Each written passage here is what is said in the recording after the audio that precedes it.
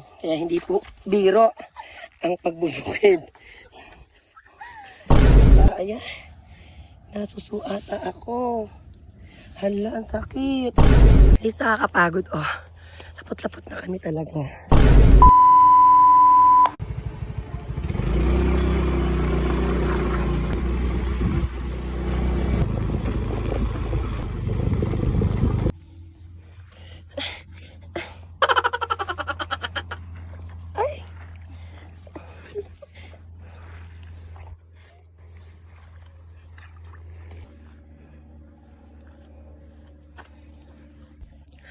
So guys, tayo ay pupunta sa bukid. Ayan, titingnan natin yung kung nagpasabog na daw kasi ng pataba. Yung pampabuntis po ba yun? Diyos ko sana all nabubuntis. Alright, so kasama ko ngayon si Melang. Ayan, so dumaan kami sa medyo maputik na. So di pa namin alam sa mga susunod na kabanata kung mapuputik kami. So eto yung daan namin guys. Ayan, medyo tuyo pa. Mamaya basa uli. So, nakakita po tayo ng pulso. Pag ganyan po dito sa mga bukid, magtatabi-tabi po tayo. Ayan, tabi-tabi po. Tabi-tabi po. Para daw di po tayo paglaruan ng mga lulong sa pulso. Alright.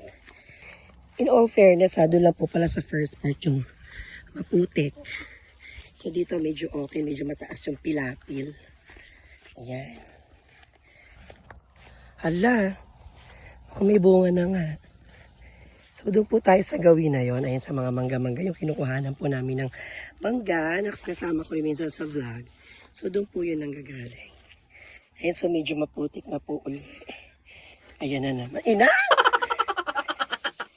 Ayan, Diyos ko, maputik.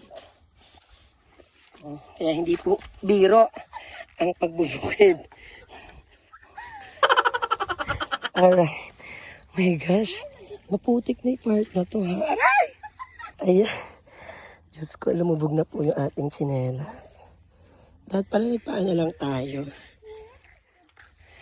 Alright. Ayan, Diyos ko, sobra dulas. Inang. Inang. Inang. So, lapot-lapot na naman po tayo ngayon, ano. Pero, okay lang. Let's enjoy the moment. Kunin ko na lang yung tsinelas. Kunin mo na lang yung tsinelas mo, Melang. Kaysa maganyan-ganyan. Deserve mo yan. Ayan, so ibababad po na natin dito.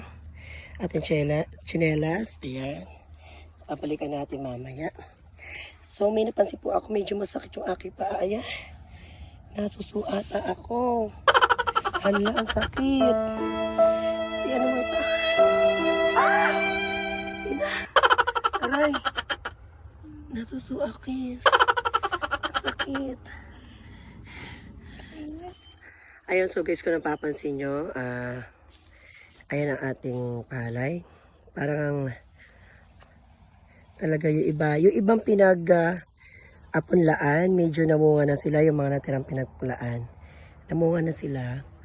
Pero, the rest ng, kumbaga hindi pa siya nakasabay. Pero, buntis na yata sila kasi tabaan naman na sila. So makita nyo matataas naman yung ano ngayon, yung mas mataas siya ngayon, yung tubo ngayon kumpara sa last time.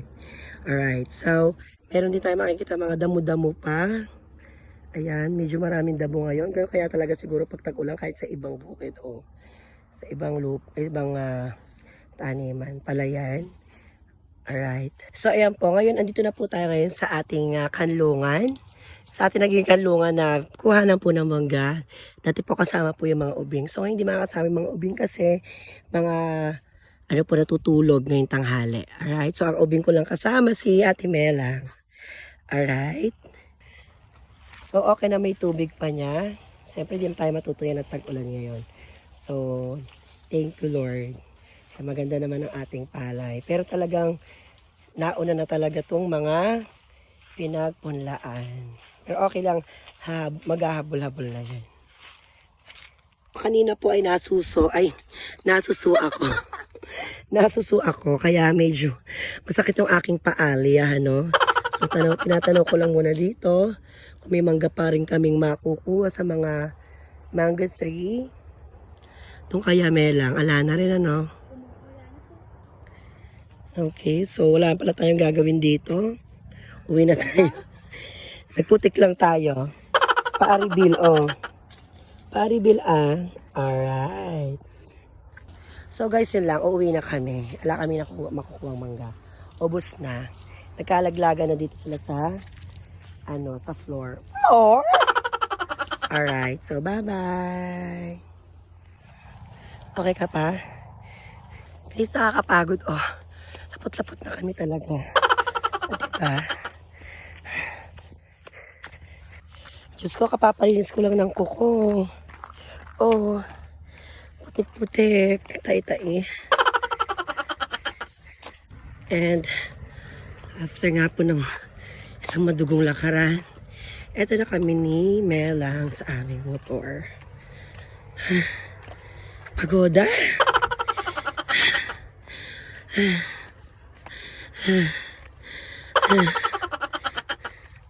So guys, uwi na kami. Bye-bye. Bye-bye ka na, Mel.